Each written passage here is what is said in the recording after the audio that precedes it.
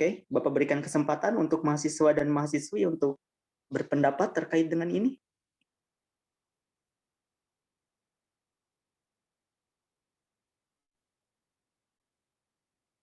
Ada yang mau berpendapat? Boleh Bapak? Boleh, silakan. Kalau dari saya sih mengenal tentang sejarah itu kan sejarah itu pasti ada dua hal gitu ya selalu ada gitu. Pertama kan ada dimensi waktu sama dimensi tempat gitu Pak. Membahas tentang kehidupan dengan alamnya gitu, menceritakan manusia dengan alamnya gitu. Jadi kalau menurut saya kenapa filsafat sejarah itu ada karena kita pasti berbicara tentang adanya dimensi waktu dan juga dimensi tempat gitu yang dimana dari sana kita menganalisis tentang apa ya kayak semacam kisah manusia dengan lingkungannya gitu. Contohnya kan mungkin bisa dilihat dari kita ambil contohnya dari masa kolonial gitu kan dimensi waktunya kan kelihatan gitu ya pada abad ke-16 sampai ke-17 dan tempatnya sendiri itu kan daerah Nusantara. Nah, dan kita menganalisis tentang masyarakat dan juga pemerintahan kolonial Belanda gitu. Dan mungkin ini juga ada sangkut pautnya gitu ya Pak dengan perbedaan antara fenomena dan juga sejarah peristiwa sejarah gitu. Kalau fenomena itu kan adalah hal yang bisa terulang, sedangkan peristiwa sejarah itu ada peristiwa yang unik yang dimana tidak akan pernah terjadi lagi dengan hal yang sama gitu. Mungkin ada sangkut pautnya dengan filsafat sejarah. Paling gitu sih Pak pendapat dari saya. Terima kasih. Baik, terima kasih Saudara Hanif. Sebuah pendapat yang bagus gitu ya. Baik, mungkin selain Hanif ada yang mau berpendapat lagi terkait dengan ini? Saya Pak, boleh Pak? Boleh, silakan. Saudara Tegar. Ya kalau dari saya sendiri, kenapa dalam mempelajari filsafat ini, mempelajari sejarah ini harus dengan menggunakan filsafat? Karena menurut saya, ketika kita mengkaji suatu peristiwa, yang dimana mengkaji suatu peristiwa ini merupakan suatu kajian terhadap manusia itu, kita memerlukan suatu kepekaan yang sangat-sangat kritis. Gitu. Dari kepekaan itu, kita bisa menilai nih apa makna ataupun nilai di balik semua peristiwa-peristiwa sejarah yang telah terjadi. Mungkin seperti itu, Pak.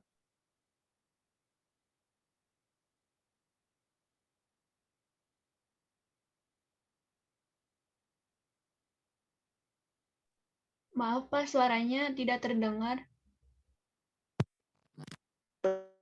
Ya, berarti Bapak kayaknya tidak jalan ininya ya. Baik, Bapak lanjut saja. Tadi menarik dari apa yang dikatakan oleh Saudara Tegar dan juga di apa yang disampaikan oleh tadi itu Hanif ya. Ya Pak. Ya, sangat menarik dari apa yang disampaikan oleh keduanya.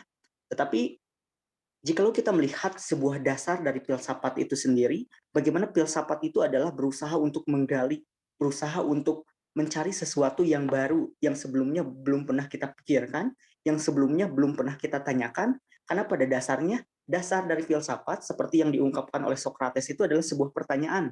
Ya enggak? Dasar filsafat itu adalah sebuah pertanyaan. Dari pertanyaan itulah yang nantinya ada sebuah keinginan untuk mencari dan menemukan sebuah jawaban. Jawaban-jawaban itulah yang dinamakan sebagai sebuah gagasan ataupun sebuah ide. Dan ketika ide itu sudah dipahami sebagai sebuah konteks yang kebenarannya itu cukup baik, maka itulah yang dinamakan dengan teori gitu ya. Artinya berawal dari sebuah pertanyaan. Bapak contohkan seperti ini. Kenapa filsafat dan sejarah itu adalah sesuatu yang tak bisa dipisahkan? Bapak contohkan seperti ini.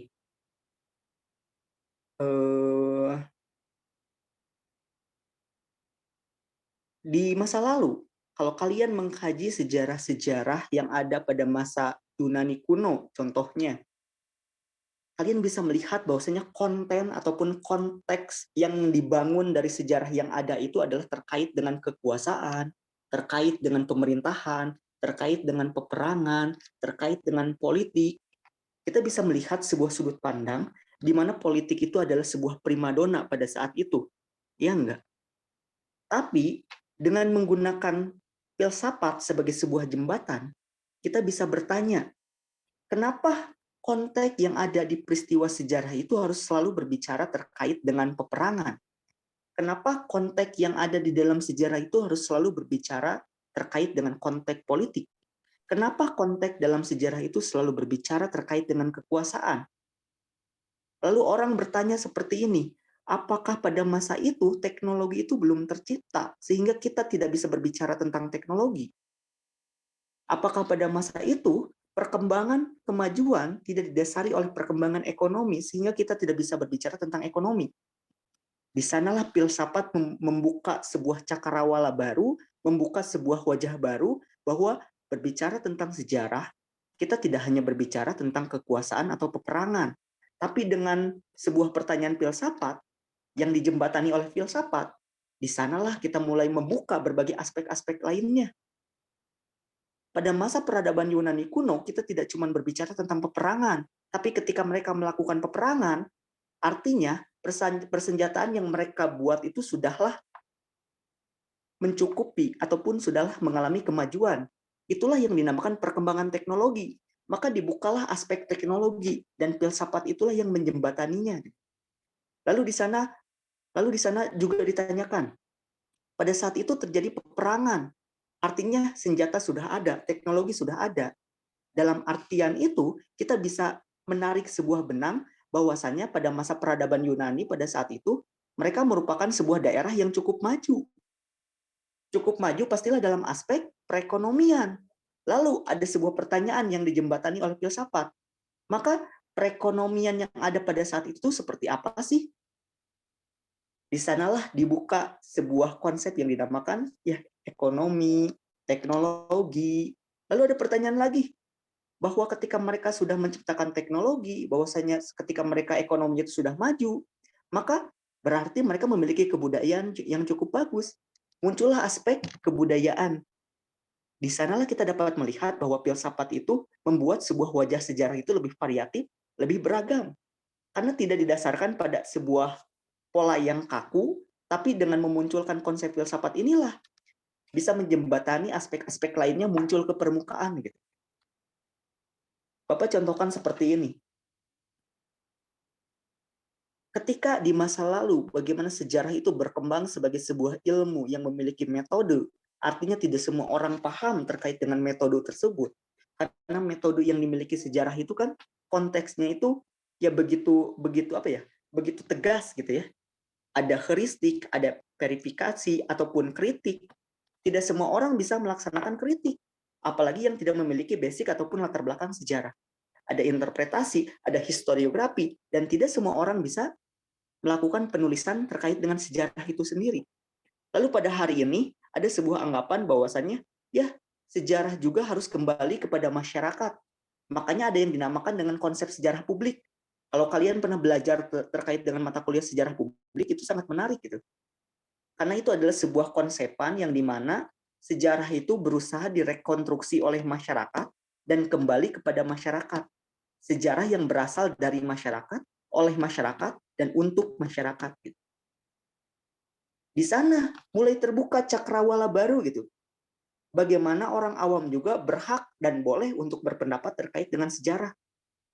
Walaupun sejarah yang ditemuinya itu adalah bukanlah sejarah yang biasanya kita ajarkan atau biasanya kita teliti di dunia akademisi gitu. Contohnya seperti apa? Contohnya itu terkait dengan sejarah kuliner misalnya. Jadi sejarah-sejarah yang cenderung memiliki sisi hiburan gitu, sisi menarik, sisi yang bisa dimunculkan oleh masyarakat. Gitu. Kan di mata masyarakat ya itu adalah sesuatu yang menarik ya. Karena mereka beranggapan bahwasanya kalau kita mengkaji terkait dengan sejarah Orde Baru, kolonial, dan lain sebagainya, itu adalah sejarah yang pernah diajarkan oleh guru-guru di sekolah. Lalu, buat apa kita munculkan lagi? Gitu. Nah, mereka berusaha memunculkannya dalam wahana dan sisi yang lain. Nah, itulah nuansa sejarah publik. Muncul sejarah keluarga, muncul sejarah kuliner, muncul perkembangan sejarah medsos, muncul perkembangan film dan lain sebagainya, muncul novel dan lain sebagainya. Nah, itu kan berawal dari mana? Berawal dari pertanyaan. Tanpa pertanyaan, tidak akan ada alternatif-alternatif yang lain gitu. Itu berawal dari sebuah pertanyaan filsafat tentang kenapa sejarah itu harus selalu diidentikan dengan ya peristiwa yang bersifat politik, ekonomi, dan lain sebagainya. Kok sejarah-sejarah terkait dengan perkembangan sepatu dari masa ke masa tidak diungkapkan? Sejarah terkait dengan fashion ataupun pakaian tidak diungkapkan? dan muncullah sejarah publik itu di ruang masyarakat itu sendiri gitu. Itulah yang berkembang di Amerika pada tahun 1990-an, itu yang berkembang di Inggris pada tahun 1990-an, dan itulah yang berkembang di Indonesia pada hari ini gitu.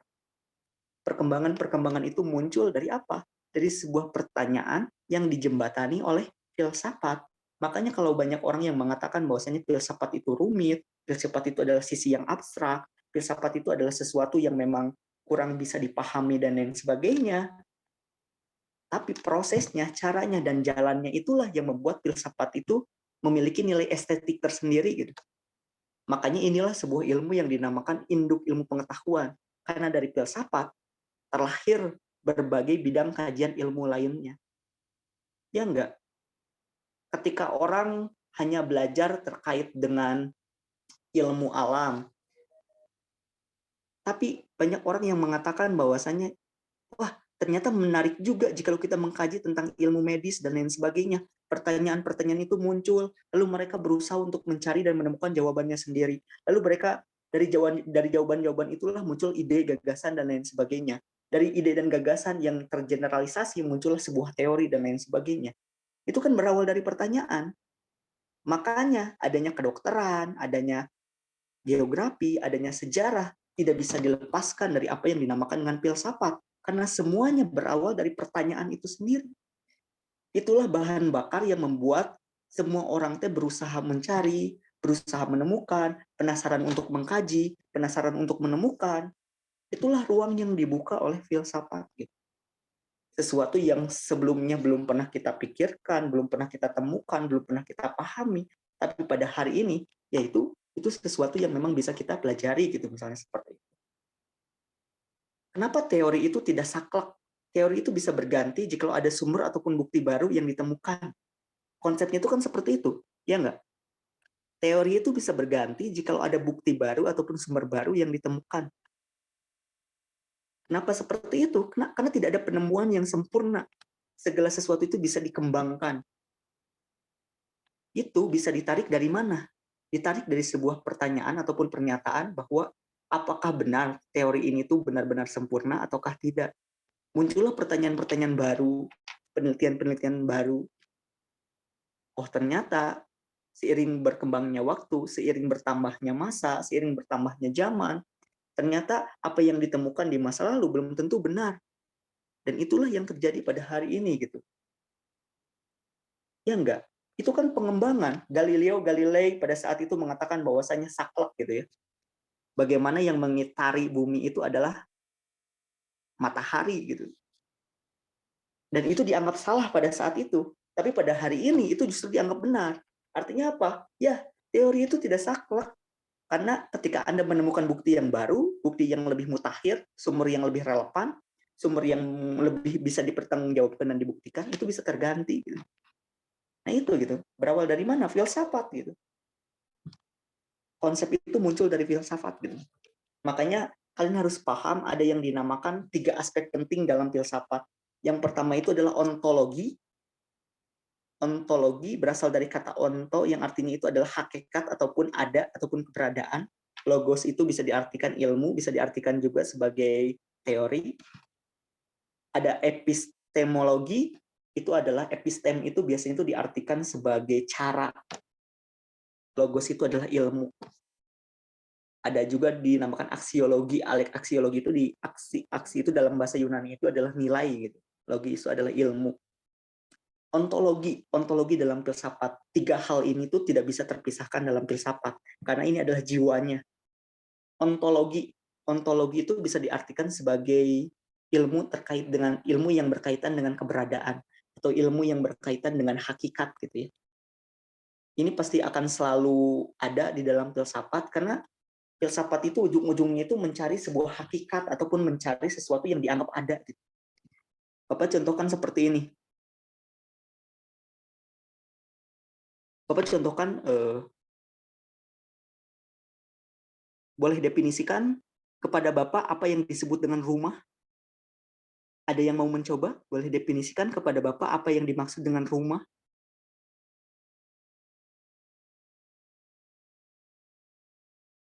Ada yang mau mencoba? Apa itu rumah? Boleh, Pak. Boleh, silakan. Rumah adalah sebuah bangunan yang dibangun untuk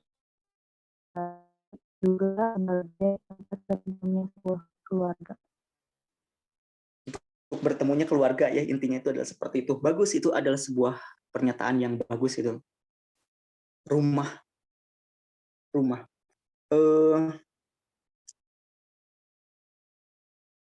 Jika dilihat sebagai nilai guna, rumah itu benar adanya, bisa diartikan, bisa diungkapkan sebagai tempat bertemunya keluarga gitu ya.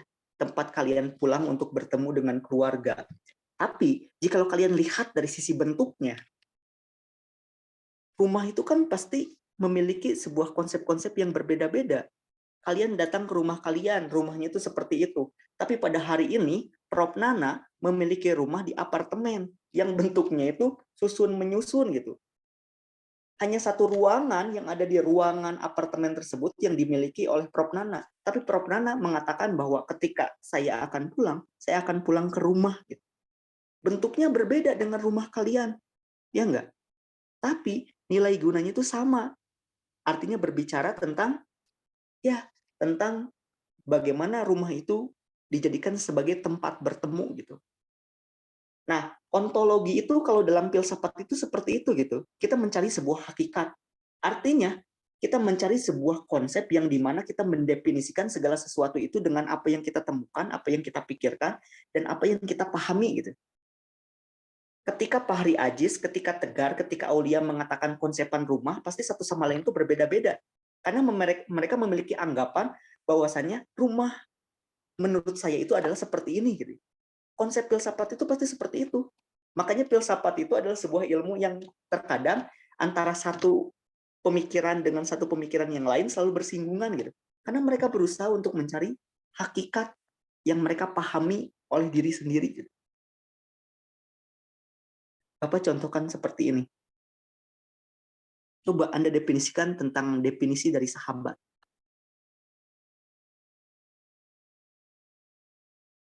Ada yang mau mencoba?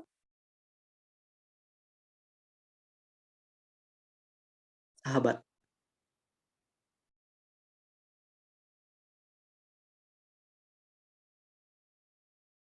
Sahabat itu adalah teman-teman, misalnya teman yang sangat berarti buat kita misalnya ini ya. Itu kan nilai gunanya yang dilihat. Tapi ketika pada hari ini Fahri Aziz mengatakan bahwasanya Tegar Ridho itu adalah sahabat, lalu bertemu 15 tahun yang akan datang, dengan keadaan seorang Tegar Ridho itu sudah berubah gitu.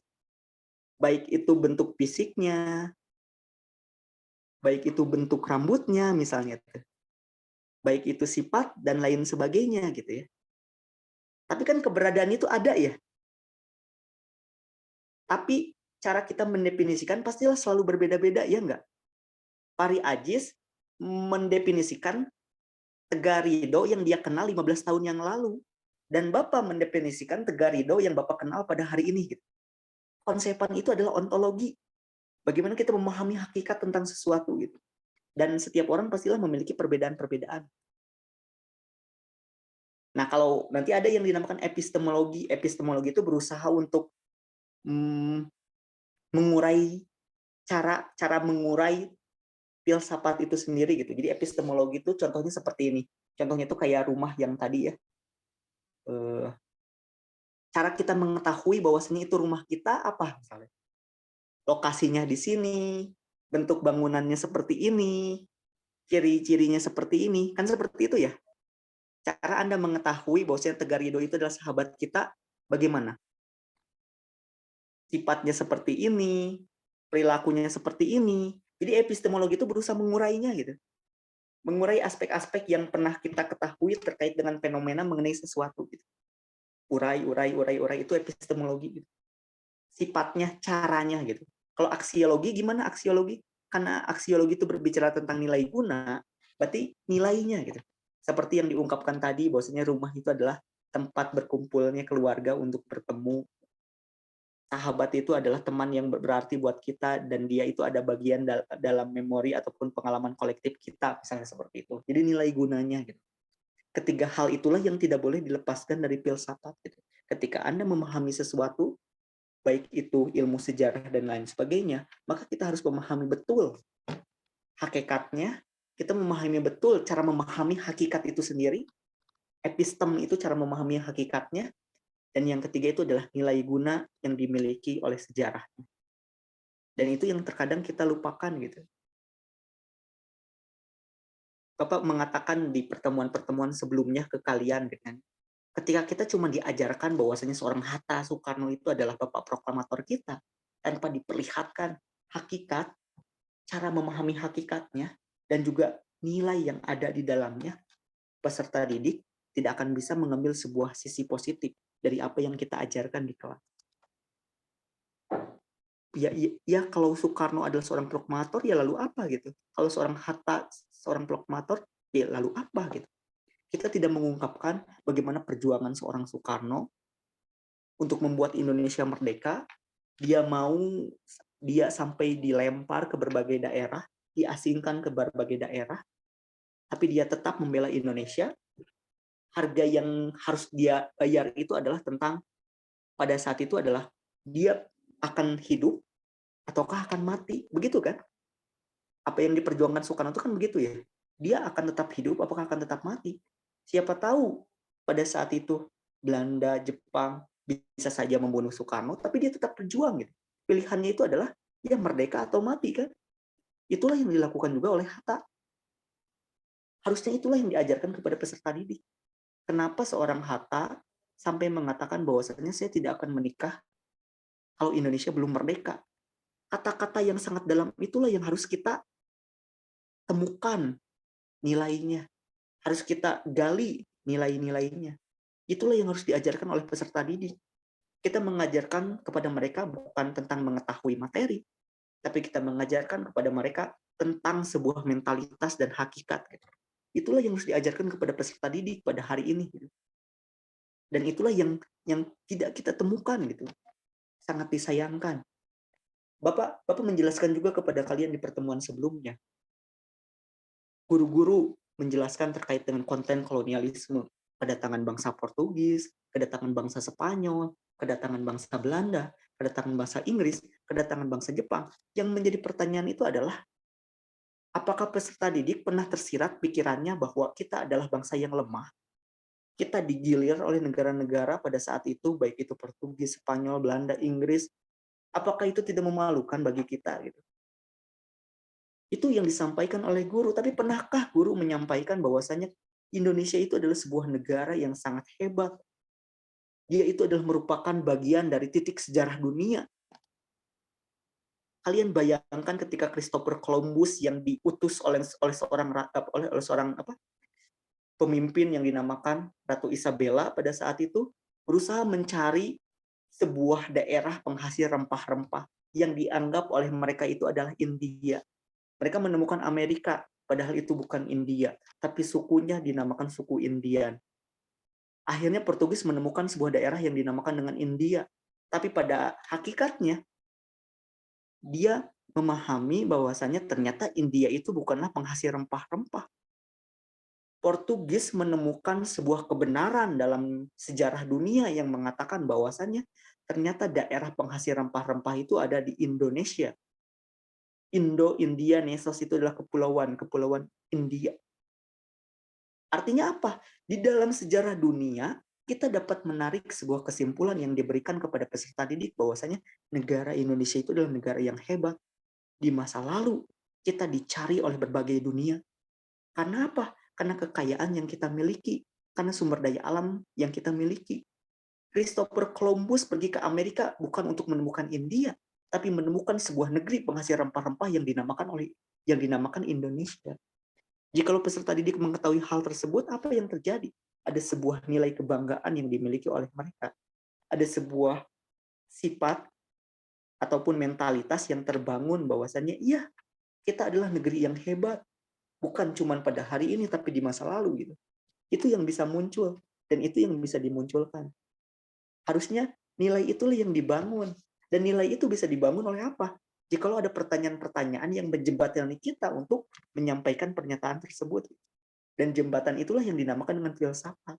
Karena filsafat itu selalu membimbing kita, mengarahkan kita agar kita selalu mencari sebuah hakikat terkait dengan peristiwa sesuatu, mencari cara untuk mencapai hakikat tersebut, dan berusaha untuk mengambil nilai dari segala sesuatu yang sedang kita temukan ataupun yang sedang kita kaji. Itu menariknya dari apa yang dinamakan dengan filsafat itu sendiri. Dan jika dikaitkan dengan sejarah, ya cukuplah penting filsafat. Karena orientasi yang kita bangun nantinya akan memiliki sebuah nilai kritis, akan memiliki sebuah nilai yang sangat baik untuk membangun karakter dan mental peserta didik itu sendiri. Bukannya itulah yang diidam-idamkan dalam kurikulum kita terkait dengan proses, bukan cuma dengan pengetahuan ataupun nilai. Proses itulah yang dibangun oleh filsafat itu sendiri. Makanya Bapak menjelaskan juga ketika Socrates dia berusaha untuk mencari jati dirinya, dia baru menemukan bahwasannya yang dinamakan jati diri itu bukan dicari, tapi yang dinamakan jati diri itu harus diciptakan. Makanya salah ketika peserta didik mengatakan kita sedang mencari jati diri. Jati diri itu tidak dicari. Jati diri itu terbangun dari apa yang kita lalui, terbangun apa yang kita lakukan, terbangun dari pengalaman yang kita bangun, terbangun dari pengalaman yang kita lalui. Itulah jati diri. Tidak dicari, tapi terlahir dan tercipta gitu. Itulah jati diri. Dan Bapak sangat setuju dengan pendapat tersebut. Makanya apa yang terjadi pada masa filsafat ini berkembang, muncullah berbagai paham karena mereka berusaha mencari sebuah ide ataupun gagasan yang bisa menjawab apa? Menjawab tantangan-tantangan yang muncul pada situasi dan kondisi yang ada pada masa itu. Ada sebuah konsep yang digagas oleh Plato yang dinamakan dengan idealisme. Idealisme itu adalah sesuatu yang berorientasikan pada ide. Plato selalu mengatakan bahwasanya konsep berpikir manusia tidak akan terlepas dari dua, yaitu dunia nyata dan dunia ide.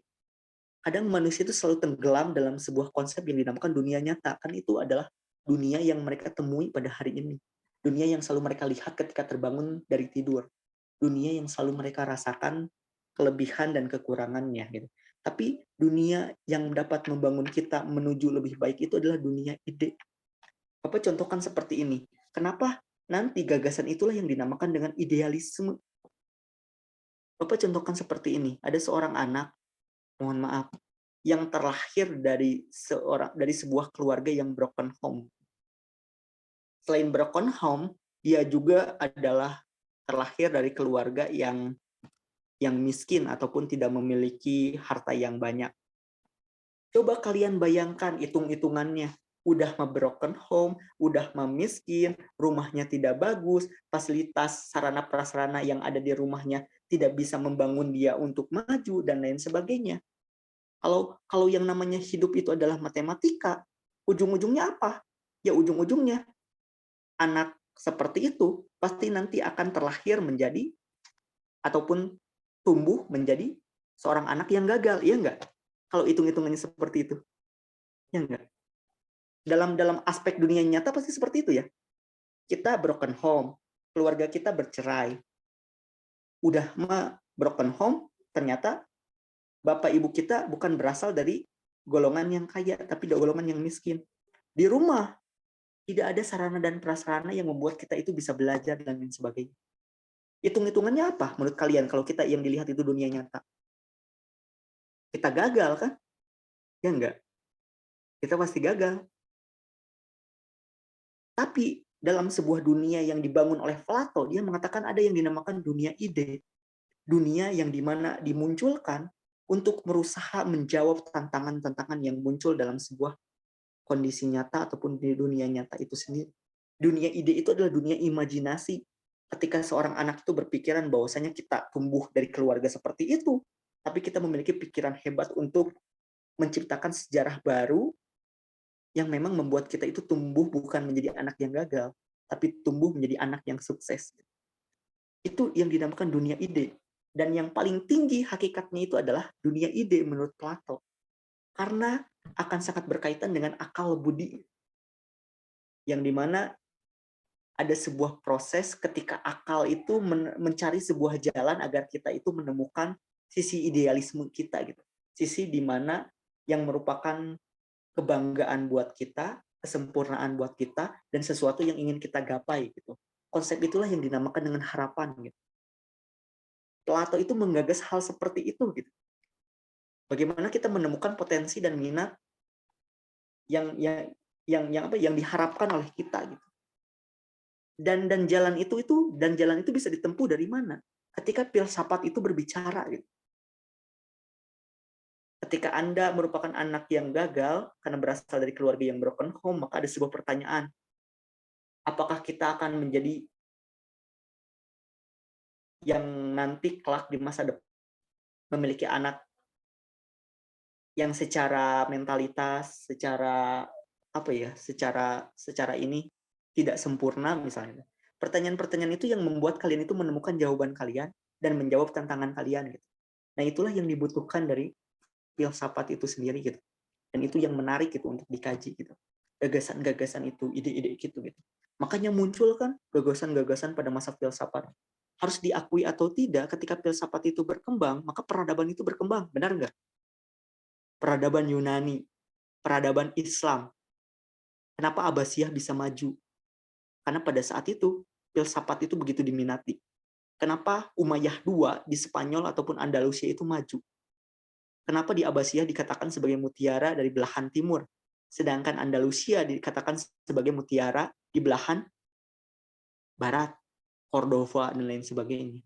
Itu karena filsafat itu pada saat itu sedang berkembang.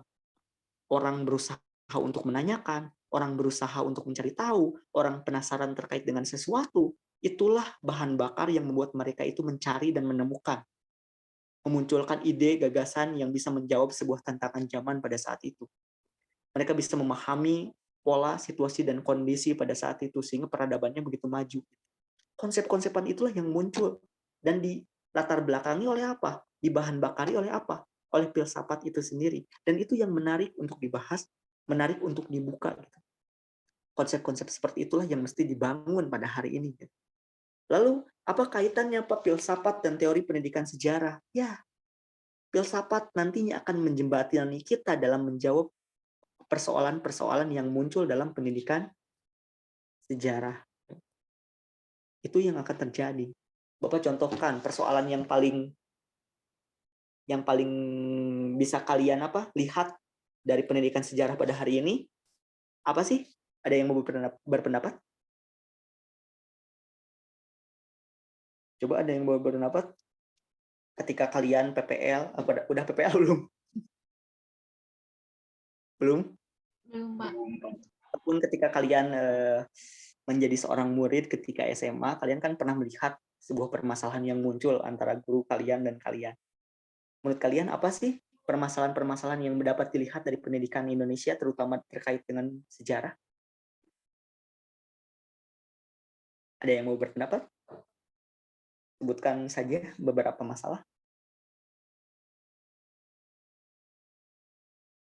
Pernah nggak kalian menemukan seorang guru yang tidak memahami IT dan tidak pernah menampilkan media kepada peserta didik? Pernah, Pak. Nah ya, kalian bayangkan pada perkembangan dasawarsa hari ini, teknologi itu adalah sesuatu yang mesti dipahami, bukan cuma oleh generasi muda, tetapi bagaimana generasi tua juga harus mengikuti situasi dan kondisi yang ada.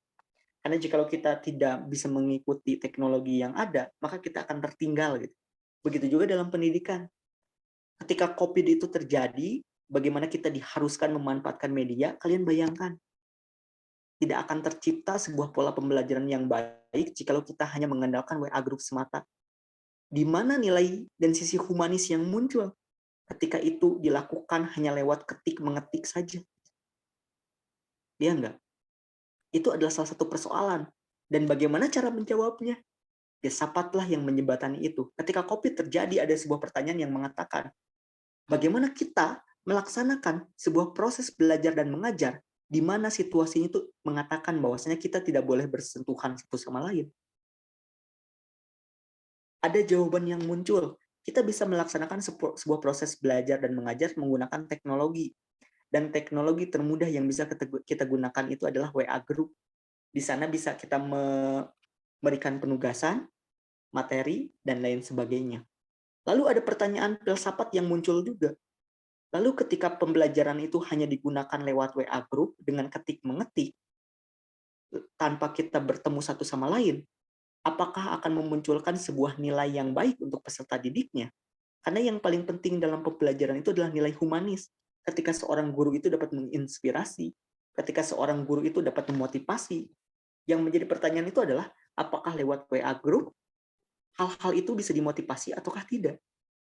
Muncullah apa yang dinamakan aplikasi Google Meet dan Zoom, di mana kita bertatap maya secara sinkronus, tapi tidak bersentuhan sama lain karena kita jauh. Aplikasi yang menyatukan itu. Lalu ada pertanyaan lagi yang muncul. Apakah aplikasi ini bisa diterapkan untuk semua anak ataukah tidak? Bagaimana jikalau pertanyaan itu muncul pada anak-anak yang berada di daerah-daerah terpencil, yang sinyalnya juga sampai pada hari ini sangatlah tidak baik ataukah tidak bagus? Pertanyaan-pertanyaan yang muncul itu dijembatani oleh filsafat yang memunculkan berbagai jawaban dan temuan akan jawaban. Jawaban-jawaban itulah yang dinamakan dengan ide. Ya enggak? Lihat, kalian lihat situasinya. Dari COVID, muncul ide-ide baru, muncul konsepan-konsepan baru yang dapat menjawab persoalan-persoalan yang ada dalam pendidikan itu sendiri. Dan itu menarik, karena itu dijembatani oleh filsafat. Sebuah pertanyaan. Tanpa disadari oleh kalian, kalian telah melaksanakan ya konsepan dalam filsafat itu sendiri ketika kalian menanyakan terkait dengan situasi, fenomena, ataupun kondisi yang terjadi dalam kehidupan sehari-hari kalian. Tanpa dibarengi oleh filsafat, maka ide-ide itu tidak akan muncul. Kita akan selalu tenggelam oleh keadaan, kita akan selalu tertinggal oleh keadaan, dan itulah yang terjadi gitu. Makanya pada hakikatnya kita harus memahami, walaupun itu dalam pendidikan sejarah, memahami filsafat itu sendiri. Sebuah bahan bakar yang dapat membimbing kita menuju tujuan akhir yang kita inginkan. Filsafat itu selalu seperti itu. Berusaha membakar kalian dan berusaha mengingatkan kepada kalian bahwasanya ini adalah tujuan akhirnya. Pendidikan itu bukan cuma proses tentang bagaimana kalian itu mentransformasikan pengetahuan, tapi pendidikan berbicara tentang ya kemerdekaan kalian sebagai seorang manusia.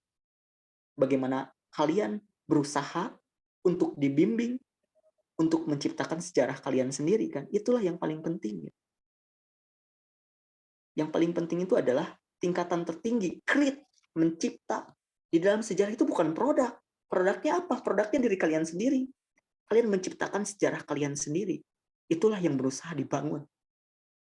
Kita belajar seorang Soekarno, seorang Hatta, seorang Nasir bukan karena kita ingin menjadi mereka. Tapi ketika kita berusaha seperti mereka untuk menunjukkan ketokohan kita. Kita itu adalah master dalam diri kita sendiri. Itu yang berusaha dibangun oleh filsafat dan sejarah. Pada esensinya itu seperti itu. Berusaha untuk membuat Anda menemukan diri Anda sendiri dan menciptakan diri Anda sendiri. Gitu. Itu yang dibangun. Gitu.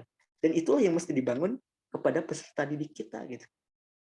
Bukan cuma tentang memberikan konten materi, tetapi tentang bagaimana mereka memahami bahwasanya mereka adalah generasi muda yang harus memiliki mimpi, yang harus memiliki harapan, yang harus memiliki mentalitas untuk membangun siapa?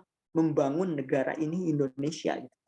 Itu yang dimunculkan dari sejarah gitu, pada hakikatnya.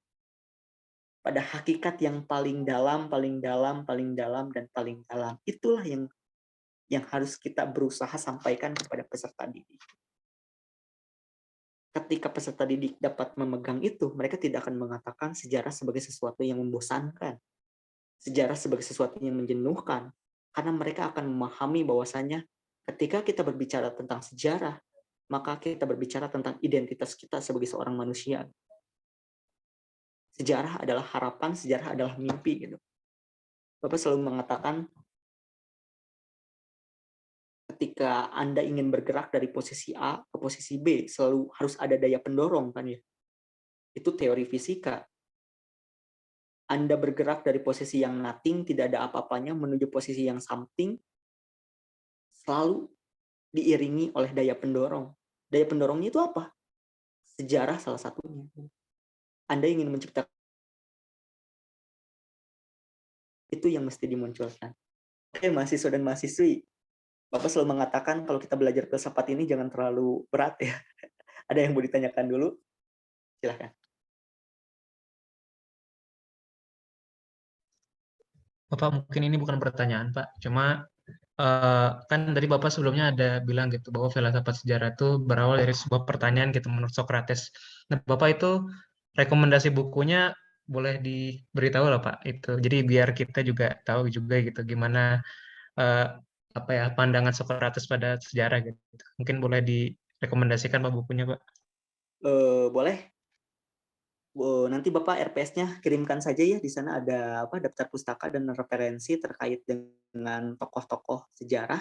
Tapi ada bukunya Nina Herlina Lubis terkait dengan filsafat ilmu, terkait dengan filsafat sejarah atau filsafat ilmu, Bapak lupa ya. Ada juga bukunya Bu Rohayati terkait dengan bakal menemukan tokoh-tokoh yang memang bermasa Yunani kuno ataupun tokoh-tokoh lainnya. Dan mereka memberikan sebuah gambaran terkait dengan pola-pola pemikiran yang mereka bangun berkaitan dengan filsafat itu sendiri gitu. Nah, itu akan sangat menarik untuk dikaji gitu. Mungkin nanti RPS-nya Bapak akan kirim ke grup ya, supaya kalian juga berusaha untuk mencari referensi-referensi yang terkait dengan mata kuliah ini gitu. Karena ya ada yang banyak yang bilang bahwasanya ketika kita belajar filsafat, maka keimanan itu harus tebal dulu gitu ya. Ya Bapak pikir dalam usia kalian sekarang, Bapak pikir kalian sudah punya pegangan, sudah punya pijakan gitu ya. Ada sebuah anggapan yang mengatakan seperti yang diungkapkan Suhoki, bahwasanya guru itu tidak selalu benar karena bukanlah seorang dewa dan kita bukanlah seekor kerbau yang harus mengikuti apa yang dikatakan oleh seorang guru gitu. Begitu juga dengan buku gitu. Ya enggak? Buku itu kan perspektif yang dibangun oleh seorang penulis, ada subjektivitasnya gitu ya. Jadi nanti kalau kalian membaca filsafat, jangan terlalu terbawa gitu. Tapi prinsipnya itu, ya kalian harus menemukan prinsip kalian sendiri ibaratnya. Jadi jangan terbawa suasana gitu. Terkadang jiwa muda itu seperti itu gitu, selalu menjerumuskan gitu. Kalian selalu terbawa gitu. Tapi Bapak pikir kalian sudah dewasa, ya kalian mungkin berhak untuk membaca buku-buku yang memang sangat relevan untuk mengkaji terkait dengan ini. Walaupun kalian harus mengimbanginya. Misalnya seperti ini, kalian belum baca buku filsafat sebelumnya gitu ya. Lalu kalian baca buku-buku yang berat gitu. Misalnya seperti buku sejarah Tuhan misalnya, seperti itu, Homo Sapiens misalnya. Bapak pikir dari buku-buku yang sederhana dulu gitu. Dulu juga ketika Bapak sangat menyukai novel gitu ya, tapi Bapak membaca novel-novel sederhana dulu, tidak langsung novel-novel yang berat gitu. Bapak membaca novel-novel yang begitu mudah dipahami seperti buatan Habibur Rahman El-Siroji, Tereli, terus buku-buku lainnya. Baru Bapak langsung melanjutkan ke novel-novel yang agak berat. Biasanya itu novel-novel sejarah juga gitu ya, terkadang agak berat gitu. Tapi kita harus bisa, ya basicnya harus kuat dulu. Mungkin seperti itu ya Hanif ya. Nanti Bapak kirim saja sumber referensinya, bisa dicari di sana. Ya, Pak. Terima kasih, Pak. Ya. Baik, mahasiswa dan mahasiswa yang lain, apakah ada yang mau ditanyakan lagi? Ya Pak. Bagaimana? Tegak? Ya Pak, begini Pak. Saya tuh kalau misalkan memang menemukan satu kata idealisme atau idealis gitu kan, selalu menemukan bahwa hal ini tuh berkaitan dengan suatu prinsip yang memang dipegang teguh gitu. Yang kadang-kadang akhirnya membawa sifat destruktif gitu kepada orang yang memiliki sifat atau prinsip yang ini gitu, prinsip teguh tersebut. Misalkan seperti Jepang gitu kan pada saat Perang Dunia Kedua mempunyai prinsip bahwa semua negara-negara di Asia itu berada dalam satu kekuasaannya gitu kan, dan akhirnya kan membawa satu kehancuran tersendiri gitu bagi Jepang itu sendiri. Nah, apakah memang filsafat idealisme ini hanya berbicara mengenai suatu prinsip yang harus berpegang teguh seperti itu, ataukah bagaimana sih Pak dalam memahami suatu filsafat idealis ini gitu? Terima kasih Saudara Tegar atas pertanyaannya. Gitu. Kalau idealisme yang digagas oleh Plato itu sebenarnya itu adalah sebuah konsep idealisme yang dimana kita itu memahami kemerdekaan dan kebebasan yang dimiliki oleh seorang individu gitu ya. Jadi ide-ide tertinggi itu adalah ide tentang sesuatu yang positif gitu ya. Walaupun mungkin sekarang pada hari ini itu bergeser maknanya gitu. Idealisme itu adalah terkadang ego, sesuatu yang dipaksakan gitu. Sesuatu yang selalu orang itu beranggapan bahwasanya itu adalah sesuatu yang dianggap benar gitu. Misalnya, Bapak punya idealisme, Bapak selalu mengatakan bahwasanya itu adalah sesuatu yang salah gitu. Tidak. Kalau menurut Plato, di dalam dunia ide itu adalah sesuatu yang tidak abadi gitu. Artinya, ide itu seiring berjalan waktu bisa terus berkembang gitu. Bisa terus berkembang. Jadi bisa terus diasah, bisa terus dimunculkan. Karena pola pikirnya itu seperti ini. Apa yang kita pahami pada umur 15 tahun itu berbeda dengan apa yang kita pahami pada umur 20 tahun. Apa yang kita pegang teguh pada umur 20 tahun, mungkin akan bisa lebih tinggi pada umur 30 tahun gitu ya.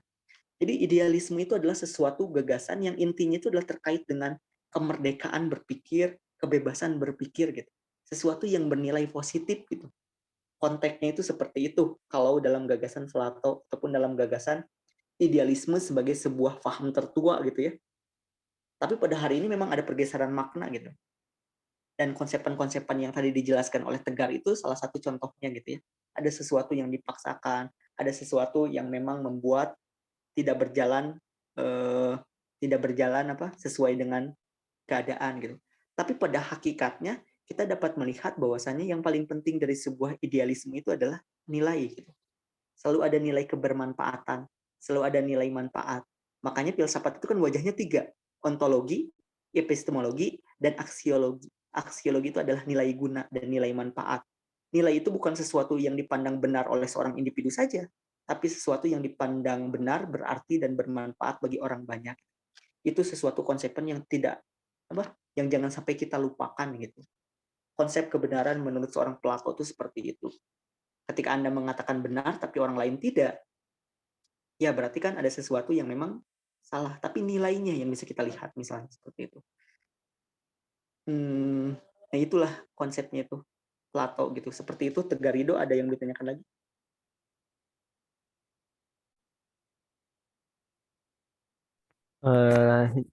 Ingin ada lagi Pak.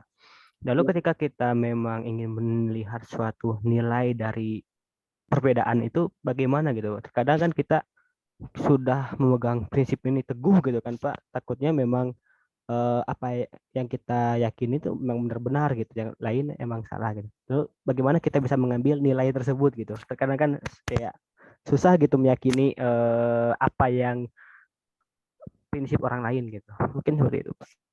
Baik, terima kasih Tegarido. Gimana cara memahami itu gitu ya? Jadi karena idealisme menurut Plato itu adalah titik tertinggi, artinya berisi tentang sebuah nilai manfaat untuk semua, yang dilihatnya itu bukan kalah dan menang, Anda bisa atau tidak, tapi yang dapat dilihatnya itu adalah inspirasi untuk menuju itu gitu ya.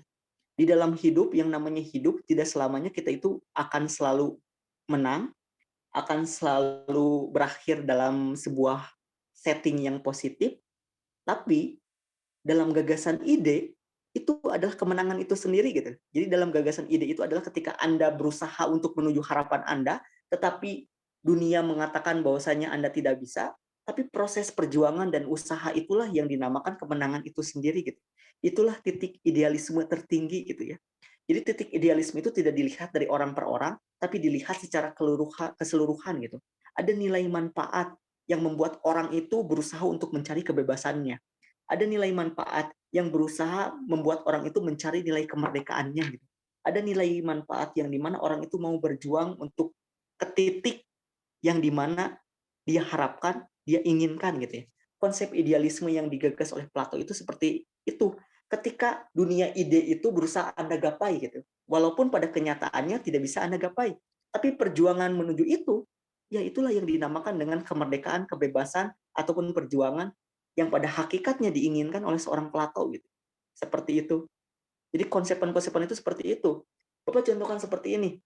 Jepang kalah di Perang Dunia Kedua karena konsep mereka itu kaku. Mereka itu terlalu kaku terhadap ide mereka terlalu kaku terhadap idealisme mereka. Pada saat itu, kita mengatakan itu adalah sebuah kekalahan. Tapi pada saat ini, kita mengatakan apa yang dilakukan oleh Jepang itu adalah sebuah kemenangan. Kenapa seperti ini?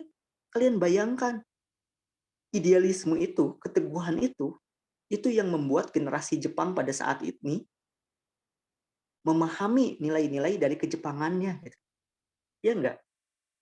Ya enggak? Konsep Bushido itu adalah sebuah konsep yang tidak hanya dipahami dan dimiliki oleh generasi tua Jepang saja, tetapi oleh generasi mudanya. Gitu. Karena mereka tidak melihat tentang konsep kalah dan menang, tapi sesuatu yang mereka berusaha untuk capai. Gitu. Sesuatu yang mereka berusaha untuk pertahankan, sesuatu yang mereka berusaha untuk capai. Gitu. Walaupun mungkin pada hakikatnya, ya mereka terkadang melihat di masa lalunya itu adalah sesuatu yang salah. Gitu. Tapi pada esensi hari ini, ketika mereka melihat konsep idealisme dalam ranah yang lebih umum, contohnya dalam kehidupan sehari-hari, bagaimana sifat jujur, sifat disiplin, dan lain sebagainya dibangun oleh Jepang itu sendiri, itu kan kita bisa lihat pada hari ini. Gitu. Walaupun konsep Hako Ichiu itu bukanlah sebuah idealisme Jepang sebenarnya. Itu adalah sebuah harapan dan mimpi yang memang terkadang polanya itu masih samar gitu. Yang dimaksud dengan Hako Ichiu itu intinya itu adalah menguasai atau menginspirasi gitu. Karena jikalau kita bedah lebih dalam, ternyata Hako Ichiu itu adalah bagaimana Jepang itu menjadi pionir yang dapat menginspirasi daerah-daerah lain atau negara-negara lain yang ada di sekelilingnya. Tapi pada kenyataannya, yang namanya kekuasaan, yang namanya kalian menjadi sebuah negara yang kuat, selalu ada sisi agresornya gitu ya. Jadi sisi agresor itulah yang nanti diungkapkan oleh Jepang sebagai sebuah bentuk dari Hako Ichiu, padahal bukan. Hako Ichiu itu adalah ketika Jepang dipandang sebagai pionir yang bisa membawa negara-negara lain menuju kebebasannya. Tapi yang dilakukan oleh Jepang adalah justru Jepang sendirilah yang membuat negara-negara lain terkungkung kebebasannya gitu. Jadi ada sebuah pola yang sudah kelewatan batas gitu ya. Itu bisa dipahami karena sebuah negara yang sudah maju, negara yang kuat, terkadang ada sisi ego yang muncul. Ada agresor, jadi sisi manusiawi yang muncul. Sisi ingin menguasai seseorang, sisi ingin mengatakan bahwasanya kita yang paling hebat, itu pasti bisa terjadi dan bisa muncul di dalam sejarah. Dan itulah yang bisa kita lihat dari Jepang itu sendiri. Coba kalau kita bedah Hako Ichiu lebih dalam, itu adalah terkait dengan nilai kebebasan, nilai kemerdekaan, bagaimana Jepang itu menjadi sebuah pionir yang dapat menginspirasi dunia dan semua. Tapi pada namanya peristiwa sejarah ya, terkadang berbeda gitu. Apa yang diimpikan dengan apa yang dijalankan. Seperti itu, Tegar, ada yang mau ditanyakan lagi? Cukup Pak, hatur nuhun Pak. Ya, terima kasih. Mungkin selain Tegar Rido, ada yang mau ditanyakan lagi?